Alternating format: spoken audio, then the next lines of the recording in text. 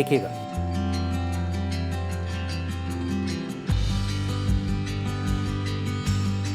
नमस्ते। नमस्ते नमस्ते, कैसी हैं आप? ठीक हूँ, आप कैसे हैं? मैं भी अच्छा हूँ। आइए बैठिए। बहुत दिन हो गए बस देखे हुए। बैठिए बैठिए बैठिए। और सुनाओ, क्या हाल चाल है तुम्हारा? बस ठीक है, बस जैसे जैसे रिटायरमेंट की तारीख नज़दीक आ रही है थोड़ी चिंताएं हैं। इसमें इतना मायूस होने की क्या बात है? क्या होगा, सब कुछ कैसे चलेगा, कैसे लगेगा ऑफिस के बिना? इतना मायूस होने की क्या बात है? तुम एक काम करो, फौरन तैयार हो जाओ, आलोक जी के पास चलते हैं। अच्छा, वो रिटायरमेंट के ऊपर वर्कशॉप कर रहे हैं। तुम्हारे दिमाग में जितने भी सवाल है ना, सब वहाँ पूछ लेना, तुम्हारी सारी शंकाएं दूर हो जाएंगी। और तो और ये जो रिटायरमेंट के बेनिफिट है ना, उस पर भी चर्चा होगी। ठीक है, फिर मैं रेडी हूँ, चलते हैं। चलो आओ, आ जाओ, जल्दी आओ। आइए आकाश जी, आइए आइए प्लीज। नमस्कार आलोक जी। आइए पुनीत जी, आप ही का इंतजार था। इनसे मिलिए हमारे मित्र आकाश जी। सर नमस्कार। रिटायर होने वाले, इसलिए थोड़ा ज्यादा चिंतित है। आकाश जी, रिटायरमेंट से जुड़ी अपनी सारी चिंताएं और समस्याएं आप हमें सौंप दीजिए और आप खुद बेफिक्र हो जाइए। Thank you. आइए, स्वागत है Thank you, आपका, बैठिए। thank you। बैठिए। तो मित्रों, आज का विषय रिटायरमेंट बेनिफिट्स या सेवानिवृत्ति से जुड़े लाभों के बारे में है। दोस्तों, दरअसल हम लोगों को यह पता ही नहीं होता कि भारत सरकार रिटायर होने वाले कर्मचारी को इतने सारे लाभ और सुविधाएं देती है कि व्यक्ति एक गरिमामय और चिंता मुक्त जीवन आसानी से जी सकता है। न जाने क्यों लोग फिक्र करते हैं, अपने आकाश जी की तरह। रिटायरमेंट के बाद भारत सरकार आपको आकर्षक पेंशन देती है, या यूं कहें कि आपको भविष्य की आर्थिक चिंता से मुक्त जिंदगी जीने का अवसर देती है। अब पेंशन को लेकर ही ज्यादातर लोग परेशान रहते हैं, जैसे उसका भुगतान किस हिसाब से होगा, उसमें और क्या क्या बेनिफिट्स मिलेंगे, वगैरह वगैरह। तो आज हम रिटायरमेंट और पेंशन से जुड़े इन सभी सवालों का जवाब भी देंगे और आपकी शंकाओं का समाधान भी करेंगे। इससे पहले कि सवाल जवाब का दौर शुरू हो, एक बहुत ही जरूरी सूचना मैं आपको देना चाहता हूं। मैं आपसे निवेदन करूंगा, इस सूचना को आप सब लोग नोट कर लें। जितने भी रिटायर होने वाले कर्मचारी हैं, उनको अपने जीवन साथी के साथ यानी पति पत्नी का एक संयुक्त बैंक खाता खोलना आवश्यक है,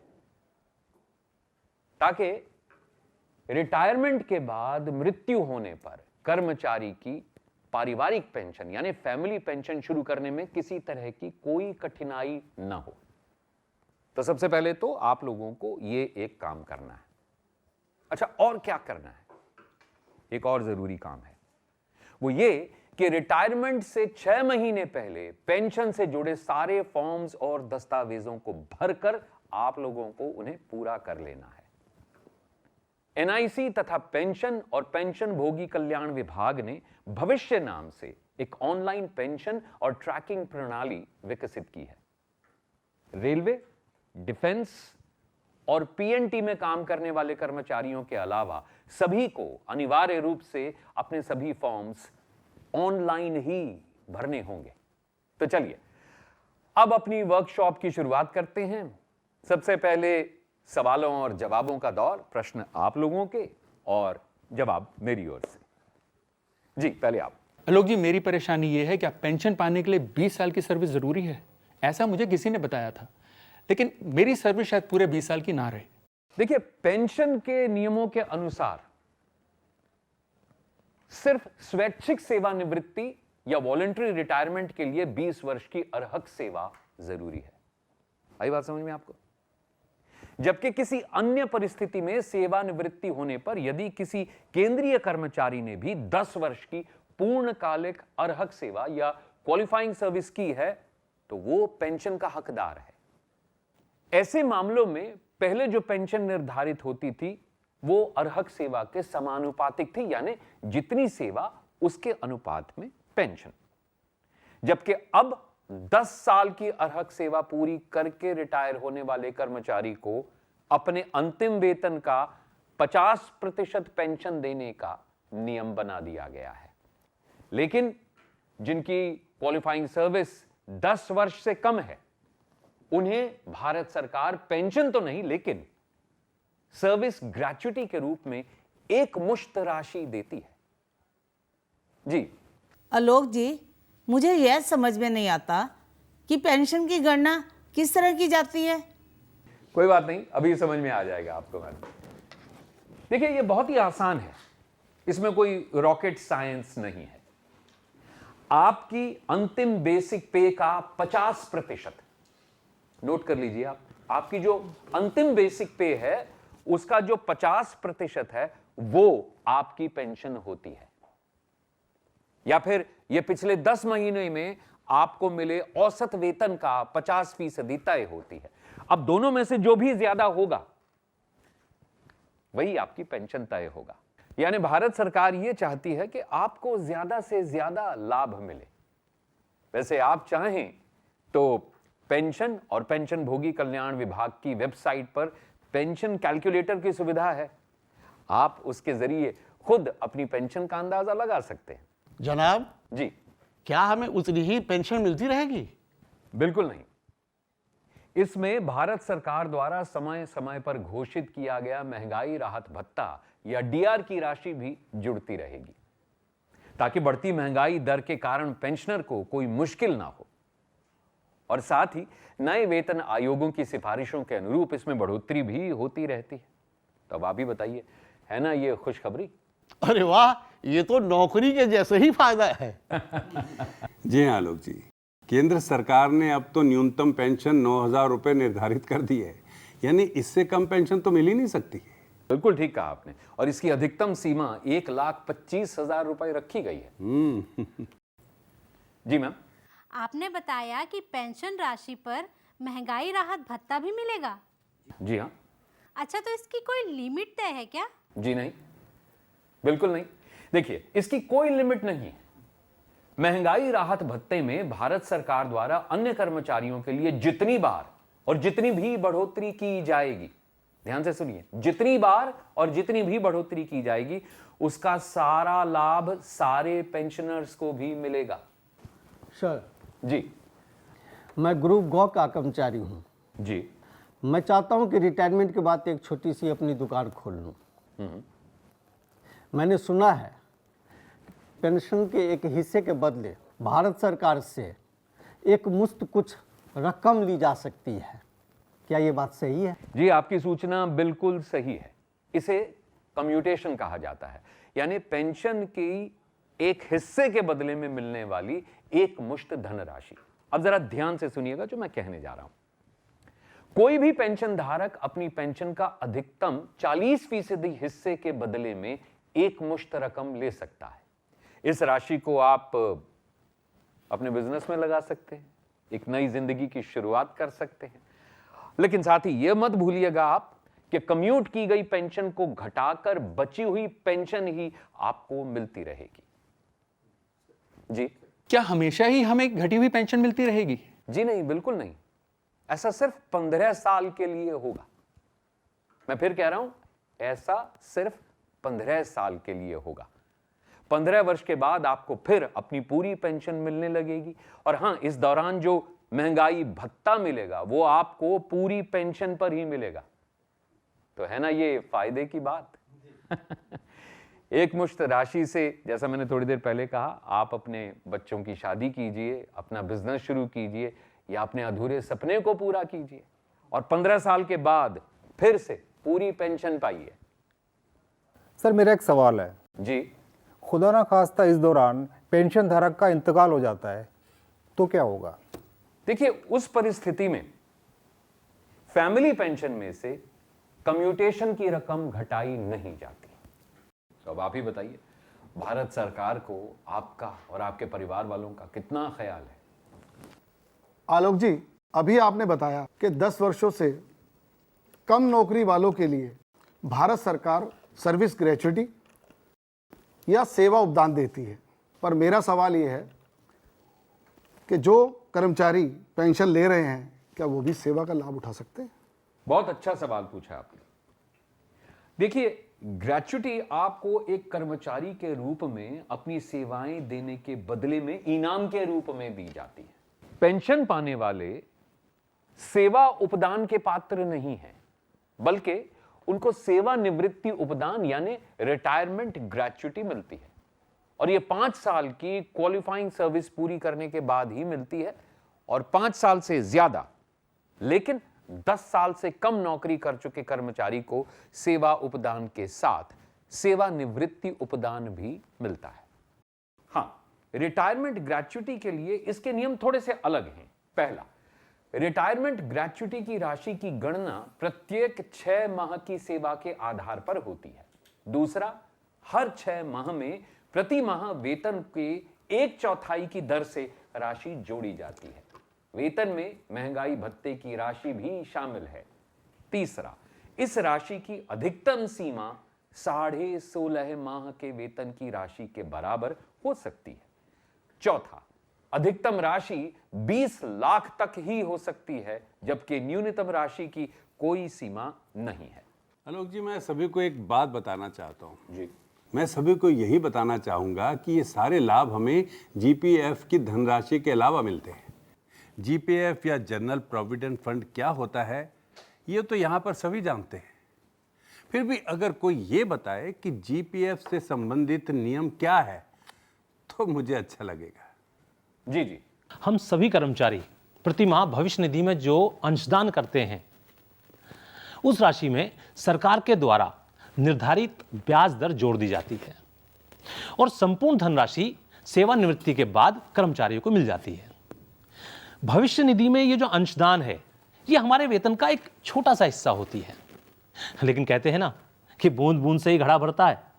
ठीक इसी प्रकार साल दर साल चक्रवृद्धि ब्याज जुड़ जाने से यह राशि धीरे धीरे अच्छी खासी हो जाती है। अरे वाह, आपने तो बड़े आसान शब्दों में ये बात बता दी। इनके लिए जोरदार तालियां हो जाए। देखिए, मैं चाहता हूं कि मेरी तरह कुछ और लोग तैयार हों जो अपने साथियों का मार्गदर्शन करें और उनकी रिटायरमेंट संबंधी समस्याओं को हल करने में उनकी मदद करें। इसीलिए मैंने पुनीत जी से आग्रह किया है कि ये इस काम के लिए तैयार हो जाएं और ये इन्होंने मेरा आग्रह मान भी लिया है। तो बहुत बहुत धन्यवाद पुनीत जी आपका। आपसे निवेदन है कि आप यहां आएं और बातचीत को आगे बढ़ाएं। आइए आइए। बहुत बहुत शुक्रिया आपका जो आपने इस नाचीज को ये मौका दिया सबके सामने बात करने का। तो अब पुनीत जी आप सब लोगों को पेंशन के अतिरिक्त मिलने वाले दूसरे रिटायरमेंट बेनिफिट्स के बारे में बताएंगे। पुनीत जी, ऑल योर्स। सबसे पहले तो आलोक जी आपका धन्यवाद कि आपने मुझे इस नोबल कॉज के लिए हिस्सा बनाया। बहुत बहुत शुक्रिया। प्लीज। जी,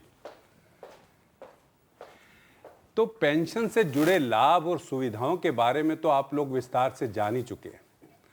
अब मैं आप लोगों को कुछ ऐसे फायदों के बारे में जानकारी दूंगा जो एक रिटायर होने वाले कर्मचारी को पेंशन से जुड़े बेनिफिट्स या फायदों के अलावा दिए जाते हैं, जिन्हें पेंशनेतर लाभ कहा जा सकता है। देखिए, इसमें सबसे पहले आता है वैतनिक अवकाशों का नकदीकरण या जिसे हम लीव इनकैशमेंट कहते हैं। यानी यदि आपने पूरे समर्पण के साथ भारत सरकार को अपनी सेवाएं दी, लेकिन इस दौरान जो वैतनिक अवकाश नहीं लिए, तो उन अवकाशों के बदले में रिटायरमेंट के समय नगद रकम अदा की जाती है।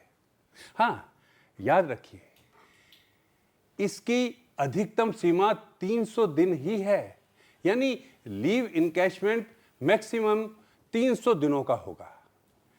इस नकदीकरण की गणना मूल वेतन और महंगाई भत्ते के जोड़ के आधार पर की जाती है। देखिए, अगर आपके अर्जित अवकाशों की संख्या यदि 300 दिनों से कम है, तो ऐसी स्थिति में 300 दिन पूरा करने के लिए आपके आधे वेतन पर लिए अवकाशों में से उतनी लीव्स ले ली जाती है जिनसे 300 दिन पूरे हो जाए। हैं? अब आगे सुनिए। दूसरे, आपके द्वारा केंद्रीय कर्मियों की ग्रुप इंश्योरेंस स्कीम या जीआईएस में दिए गए योगदान की राशि भी रिटायरमेंट बेनिफिट के रूप में दी जाती है। सेवा के दौरान आपके वेतन से हर महीने इस अंशदान की कटौती की जाएगी। इस कटौती समूह का के कर्मचारियों के वेतन से 120 रुपए प्रति माह होती है, जबकि समूह खा के कर्मचारियों से 60 रुपए प्रति माह और समूह गा कर्मचारियों से 30 रुपए प्रति माह होती है। और इस अंशदान का 70% स्कीम के बचत कोष में जाता है। रिटायर होने पर बचत कोष वाली राशि देय ब्याज सहित अंशदाता या पेंशनर को मिल जाती है। पुनीत जी, ये बताइए, क्या रिटायरमेंट के बाद अगर मैं अपने पैतृक शहर जाना चाहता हूं तो क्या इसके लिए भी कोई प्रावधान है? बिल्कुल है, मैं इसी बात पर आ रहा था। भारत सरकार रिटायरमेंट के बाद आपके परिवार और सामान की शिफ्टिंग के लिए भी फंड देती है, जिसे CTG यानी कंपोजिट ट्रैवल ग्रांट कहा जाता है। हाँ, जो गौरतलब बात है वो ये है कि ये अनुदान सिर्फ पैतृक शहर या गांव जाने के लिए ही नहीं, बल्कि पूरे भारत में किसी भी स्थान पर जाने के लिए दिया जाता है। अब जैसे आकाश तो अपने पैतृक शहर जाना चाहते हैं, हो सकता कोई दूसरा देश में कहीं और जाना चाहे। इसके लिए भारत सरकार ने दरें निर्धारित की हुई हैं। मोटे तौर पर यदि आपकी शिफ्टिंग का स्थान 20 किलोमीटर से अधिक है तो अंतिम माह के मूल वेतन का 80% CTG यानी कंपोजिट ट्रैवल ग्रांट दी जाती है।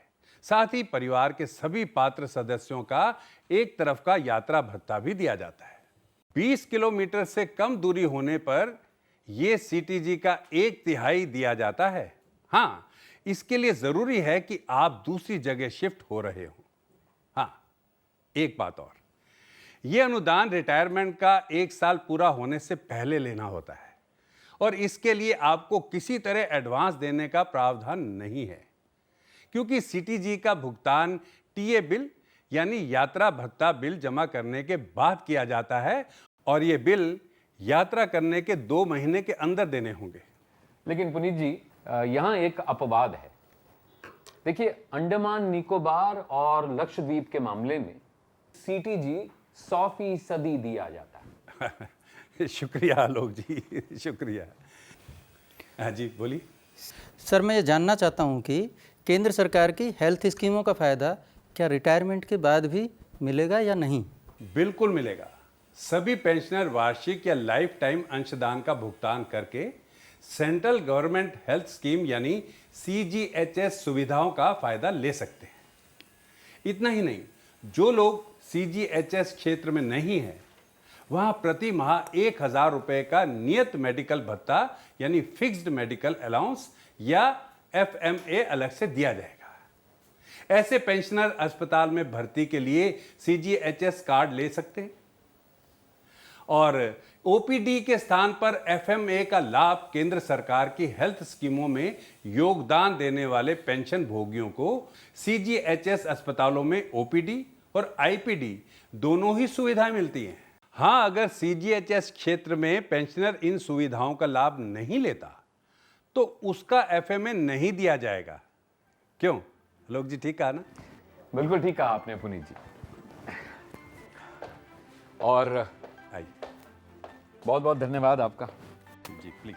जी बैठे।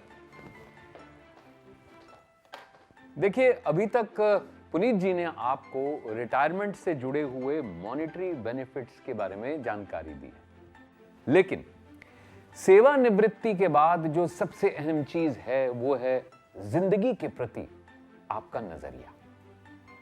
नौकरी से सेवा मुक्त होने का अर्थ जीवन की सांझ नहीं होता है। ये तो एक नई सुबह होती है जिसका आपको स्वागत करना चाहिए, एक नई उमंग, एक नए जोश के साथ, एक नए संकल्प के साथ। संकल्प पेंशन एवं पेंशन भोगी कल्याण विभाग की एक अनूठी पहल है, जिसके तहत आप सेवानिवृत्ति के बाद समाज सेवा से जुड़कर समाज और देश को बेहतर बनाने में अपना योगदान दे सकते हैं। हमारे सामने न जाने कितने ऐसे उदाहरण हैं जिन्होंने, मैं निजी तौर पर जिन्हें जानता हूं, जिन्होंने रिटायरमेंट के बाद अपने शौक को पूरा करने के लिए इतनी मेहनत की कि उनकी ख्याति आज अंतरराष्ट्रीय स्तर तक जा पहुंची है। ऐसे लोगों के बारे में भी हम किसी और दिन बात करेंगे, लेकिन हां, पेंशन एवं पेंशन भोगी कल्याण विभाग ने रिटायर होने वाले मित्रों के लिए एक प्लेटफॉर्म तैयार किया है जिसका नाम है अनुभव। आप सभी से गुजारिश है कि इस प्लेटफॉर्म पर अपने अनुभवों को आप अवश्य शेयर करें और ऐसा करके आप पुरस्कार भी जीत सकते हैं। और मुझे बहुत खुशी हो रही है आप सबको बताते हुए कि इस वक्त हमारे बीच ऐसी ही एक शख्सियत मौजूद है। आपका नाम है श्रीमती सुशीला जी। यहां बैठी हुई हैं सुशीला जी का जोरदार तालियों से अभिवादन किया जाए। सुशीला जी ने ऐसा ही एक पुरस्कार हासिल किया है। तो अब आज की यह वर्कशॉप यहीं समाप्त होती है। हमारी अगली वर्कशॉप में पेंशन से जुड़े दूसरे विषयों पर चर्चा होगी। मेरी आप सबसे गुजारिश है कि आप अपने साथ अपने नॉमिनी को भी वर्कशॉप में जरूर लाएं। और हमेशा याद रखिए, रिटायरमेंट से रुकना नहीं है, चलते जाना है। और कोशिश करके दौड़ सकते हैं तो दौड़िए, क्योंकि चलने का नाम ही है जिंदगी।